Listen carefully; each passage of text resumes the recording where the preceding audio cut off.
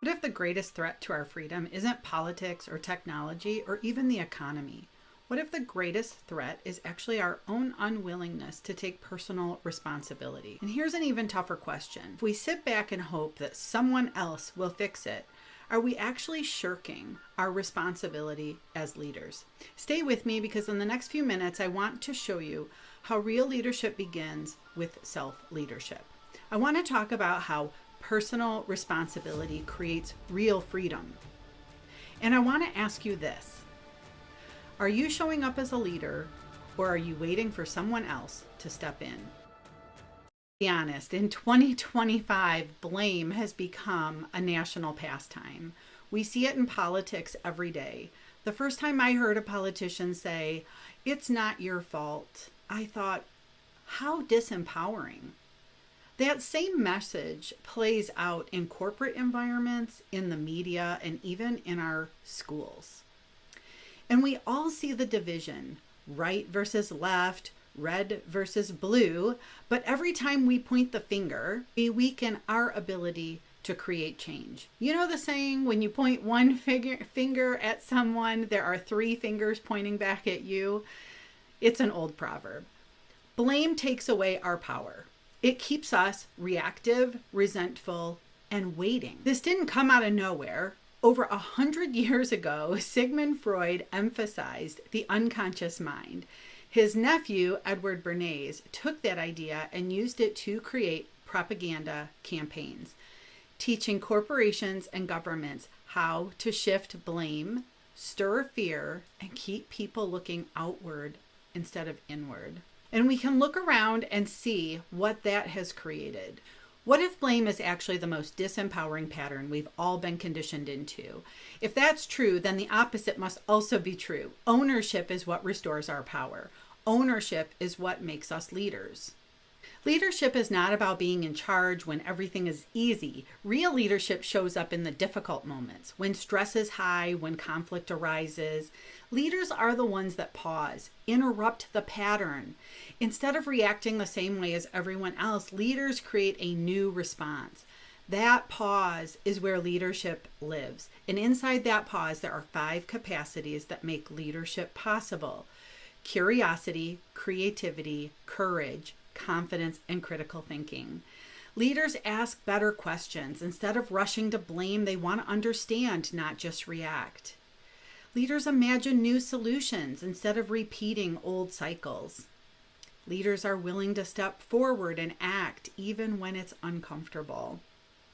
And leaders stand steady even when the outcome isn't guaranteed. Leaders are able to cut through noise and propaganda to critically think. They see what's real, not just what they're told. These 5 qualities don't just happen. They're muscles that you build through self-leadership. And the stronger those muscles get, the more capable you become of leading others in uncertain, messy, and difficult situations. There are people getting outside their comfort zone every day to solve the biggest problems that we face. Like Dr. Zach Bush, who could have stayed the course developing chemo drugs, but knew he wasn't solving the problem. He traced health declines back to the food and then back to the soil and started Farmer's Footprint. He traded in his white coat for muck boots and regularly meets with farmers about their soil. How about Mari Kopeny, the Little Miss Flint here in Michigan, who began advocating for clean water in Flint, Michigan at only 8 years old? She raised funds.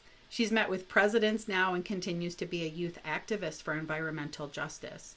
Or Haley Thomas, a health activist who became the youngest graduate from IIN at only 16 and is teaching kids about healthy eating and empowerment, which very much parallels my mission over at Freedom Kitchen. You know, Ross Perot, the founder of EDS, said, "The activist is not the man who says the river is dirty. The activist is the man who cleans up the river." And I have a lot of admiration for Ross Perot in all of my years at EDS. This is why I show up with Freedom Kitchen. Freedom Kitchen is not just about cooking, it's about leadership. I saw a problem with our inability to critically think when I was reviewing underperforming accounts for Hewlett-Packard. I clearly identified the pattern, and then I found the solution. It did trace back to a decline in health and mental capacity. And I started helping people reclaim their health through detoxification. I created a transformative process to help people see clearly. It's where the name Freedom Kitchen came from, because clients said this process set them free.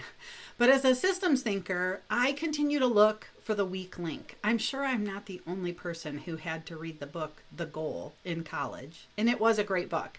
The weak link is our food. So I got involved in the Global Food Collaborative. I started asking the question, who is teaching the next generation? Every week I teach kids to be curious, creative, courageous, confident, and yes, how to critically think. They're also learning the importance of community. I have found the best way to teach is experiential learning. So I'm using my leadership skills to not only health coach adults, but to lead the next generation and teach them about personal responsibility. You see, I can use my cooking classes to teach leadership skills, because what happens if we raise a generation that knows how to consume but not how to think, or how to create, or how to lead? I'll tell you what I have found firsthand. I've watched 9-year-olds have epiphanies in class, and I've watched 10-year-olds lead a new student. I listen to my high school students who tell me that no one has prepared them for life as much as my class, because leaders are built through responsibility, through practice, and through modeling. Self-leadership is not about perfection, it's about direction. It's a daily practice of directing your own thoughts, your emotions, and your actions towards meaningful outcomes. And here's the key. It has to hold steady, especially when life gets hard. So the question is, how do we build it? There are 3 practices I want to take you through today. The first is self-awareness. This is about seeing clearly. A simple exercise is to list the worst leader that you ever had and write down the traits that made them ineffective. Now turn the mirror and rate yourself on those same traits from 1 to 5. You'll often discover that what you disliked in them is quietly present in you. That realization is uncomfortable, but it is powerful, because once you see it, you can change it. The second practice is self-reflection. This is about learning quickly. At the end of each day, take 3 minutes and ask yourself these 3 questions. What did I do well today? What would I do differently next time? And what's the single most important thing for tomorrow? That's it, 3 minutes. But the compound effect over weeks, months, and even years is transformational. The third practice is self-regulation. This is about responding wisely when stress hits. Use the reframe scale. Ask yourself, on a scale of 1 to 10, how important is this to my bigger mission? If it's a 2, stop treating it like it's a 10. If it's an 8 or higher, then bring your best energy and engage fully. Now let me give you a mental picture. Imagine a ladder with rungs that go like this: blame, excuse, justify, observe, choose, own, and then create. Where are you standing? And of course, that will change with each situation. What would it look like if you climbed just 1 more rung on the ladder?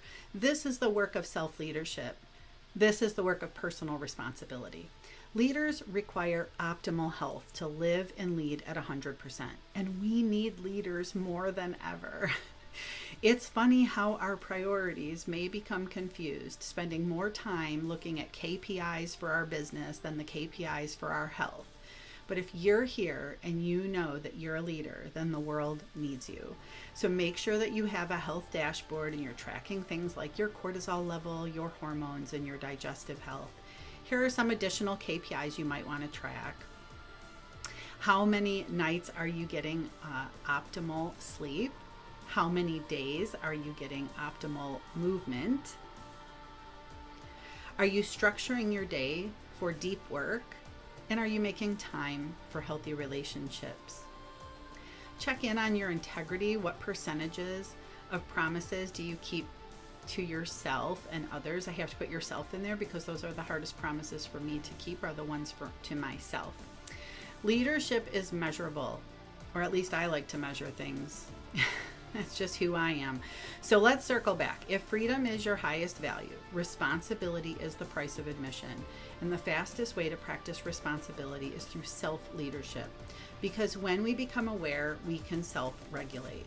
we become the leaders that the world needs, and we stop waiting for better leaders. I remember when I first heard Marianne Williamson say that we are the ones that we've been waiting for. You know, I never planned to teach kids, although at age 26, I was an account manager for the GM truck group, leading network operations, a 24/7 responsibility. And I had really reached everything in my career plan by age 30 when I sold a $111 million deal. And I used to think that at this age, in my older years, that I would become an adjunct professor and that I might be teaching business classes at the local college. Well, I am teaching. I'm teaching the next generation of leaders, just not in a college setting. I'm teaching them in a kitchen setting. And it's far more effective than I ever imagined it would be. It's funny how God can modify our plans. Your road may be long and winding too, but trust the process. If you know that you're meant to lead, then step into the unknown. Ross Perot had a reputation for demanding quality, embracing ambiguity, and leading decisively. I am forever grateful for those years. Today, I'm challenging you to demand quality, embrace ambiguity, and lead decisively. Are you ready to do what you can, where you are, with what you have? Because that choice is leadership.